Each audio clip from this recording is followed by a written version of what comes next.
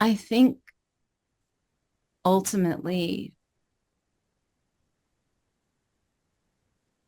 I had an experience pretty recently of seeing the the false belief that I built my whole world around. Hmm. And it was all meant to protect me. It was all meant to keep me safe. It was meant to help me get love and safety and security and all the things that everyone wants. And I made up this identity of myself and the way the world is.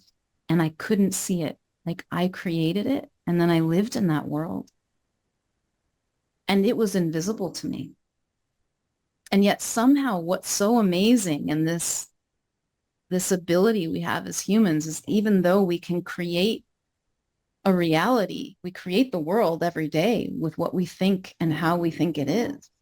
We cannot perceive the world objectively because everything happens inside of us. And the beliefs and the things we call values and our identity and all our experiences, our memories, like we build this scaffolding of a world, but it's a house of cards.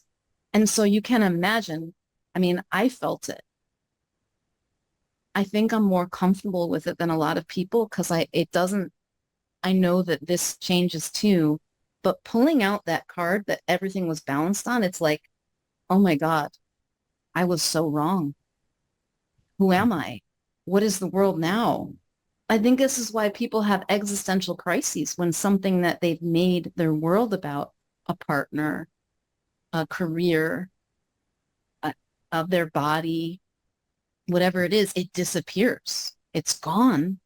And it's like their whole world falls apart because nothing makes sense. And that is incredibly painful if we think we're actually losing something.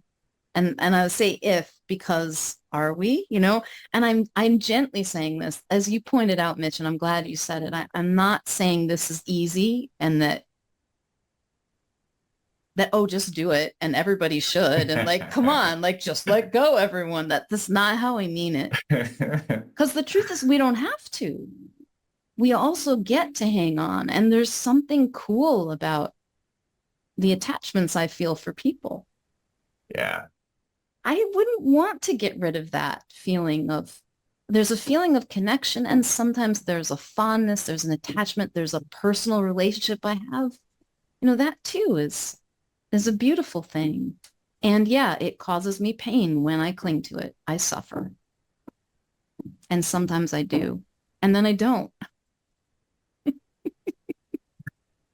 Mhm. Yeah. Suffering is just a part of being here, you know? And I love that. I relate to that a lot. There's things in my life now where I'm like, yeah, I really enjoy this, you know? Really, Yeah. I really like this. And yeah, it's important to me, you know? Even if I can also see at the same time, like it's an attachment, you know? Yeah, I love these things. And yeah, just to touch on one thing you said, yeah, I think the interesting thing, because I've had the House of Cards fall a couple times. Um, and one of the times I had um so I've worked with like plant medicines and psychedelics and um that's been a part of my journey, but I try not to make it about that. And one of my experiences I had, it's just like stripped everything away, like they talk about ego death and like it was that, but on like a really, yeah, it was a really big level. It just like it showed me everything and just started like pulling all of it away. It's like everything I love, like gone, gone, gone. And I was like so scared, I was so afraid. And then like it was once it was all gone, I was like so afraid to let go. And then like, but then once it was all gone, I was like, oh, I'm still here. Ah, oh, okay. you know? I was like looking around like, wow, okay, that can all go and I can still be here, you know? And like, that was just one experience. But then I've like felt that in life in other ways, like again, like that relationship, like, man, that was like the most humbling thing ever, like letting that go.